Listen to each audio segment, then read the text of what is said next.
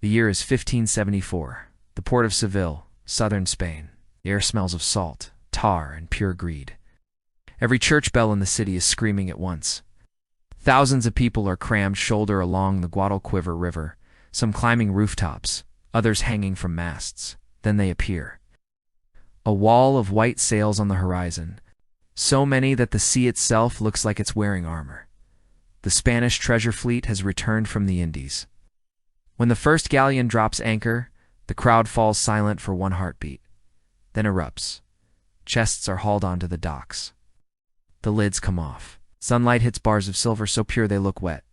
Gold coins pour out like sand. One chronicler wrote, "The pile was taller than a man on horseback." A single fleet in 1574 carried roughly 2 million pesos, enough to run the entire English government for 5 straight years. And this wasn't a rare event. This was annual, for 150 years. This was the Spanish Empire at its absolute peak. For the first and only time in history, the sun genuinely never set on its domains. From San Francisco to Santiago, from Manila to Milan, from Algiers to Angola. One king, one cross, one currency. Look at the contrast in 1600, Mexico City, 100,000 people, street lighting, and a university founded in 1551, London. 200,000 people living in wooden fire traps, drinking from the same river well, you get the idea. Lima, Peru, marble palaces. Open sewers in the middle of the street. Spain didn't just win the colonial lottery. Spain broke the machine and took all the coins, but exactly 1 century later, the same Spain was a bankrupt, depopulated, ridiculed shell. In 1808, Napoleon marched into Madrid almost unopposed, put his brother on the throne like it was a weekend hobby. So here's the question. How do you inherit the greatest windfall in human history and end up poorer than the countries that got nothing? Let me show you the full autopsy. Between 1500 and 1660, 180,000 tons of silver, 2,000 tons of gold crossed the Atlantic to Spain. To give you scale, that is 80% of the world as silver production and 85% of its gold production for that entire period. The Potosí mine, discovered in 1545, this single mine alone produced 45,000 tons of silver. In today's dollars, between 500 billion and 1 trillion. At its height, Potosí had 160,000 inhabitants and 86 churches with solid silver altars. One Spanish official wrote, "If you dropped a coin in the street, nobody bent to pick it up. Too much silver, too little dignity." The system was simple and brutal. The quinto real, the crown, took 20% as tax. Private merchants and miners shipped the rest. Twice a year, the Flota de Indias and the Galeones de Tierra firm left Veracruz and Cartagena with warship escorts. 6 months later, they arrived in Seville. One captured manifest from 1628 lists 2 million pesos in official treasure alone. More than Portugal's entire annual GDP, Spain became the world's first global narco-state. Except the drug was silver and it was perfectly legal. But here's what too much silver actually means.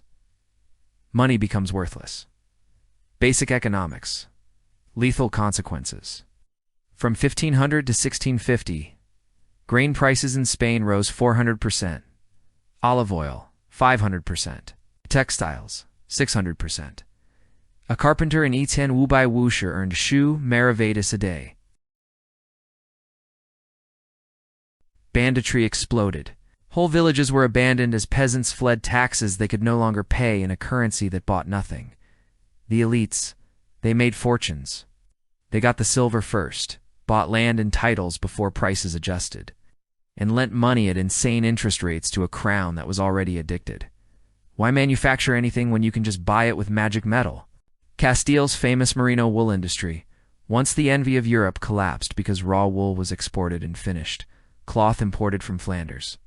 Toledo steel, legendary for centuries, couldn't compete with cheaper German and Italian imports paid for with American silver. Spanish shipyards rotted. Meanwhile, the Dutch built the cheapest, fastest merchant ships on Earth. Using Spanish money? By 1650, Spain was importing everything. Grain from the Baltic, cloth from England and Holland, weapons from Germany, even fish from the North Sea. The empire became a giant Walmart for the rest of Europe. The Habsburg motto, God in debt will provide. They fought literally everyone. The Ottoman Empire, Lepanto, 1571. A fortune spent, nothing strategic achieved. The Dutch Revolt, 1568 to 1648. 80 years bleeding money into the Low Countries swamp. France, multiple wars. England's Spanish Armada, 1588. 10 million ducats down the drain.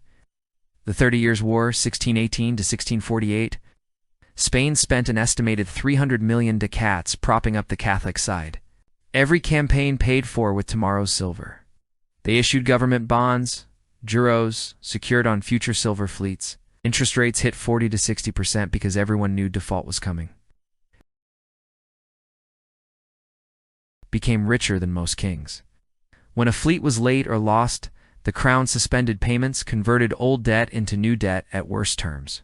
Official defaults: 1557, 1560, 1575, 1596, 1607, 1627, 1647, 1662. 9 public bankruptcies in 150 years. The richest empire in history was also the world's first serial sovereign defaulter. England and the Netherlands realized something brilliant. You didn't need to invade Spain, you just had to rob its ATM twice a year. From 1585 to 1604, Elizabeth I openly funded privators.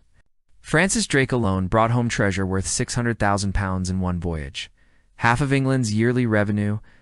In 1628, Piet Ing captured the entire Tiara Firm fleet in the Bay of Matanzas. 177,000 pounds of silver. 1,000,000 guilders in gold and goods. The Dutch used it to pay their army for 2 full years. Still had change.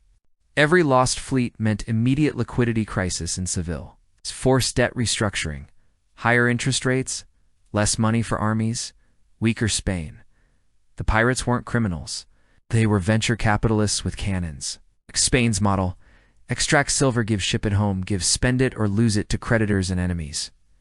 England and Holland as model: take the same silver, often stolen, and invest it in ships, canals, banks, joint stock companies, universities, colonies that produced cash crops, not just metals. By 1700, Spanish population down 25%. Castile lost half its villages, currency devalued 80%. Navy reduced from 100 galleons to a dozen leaky hulks.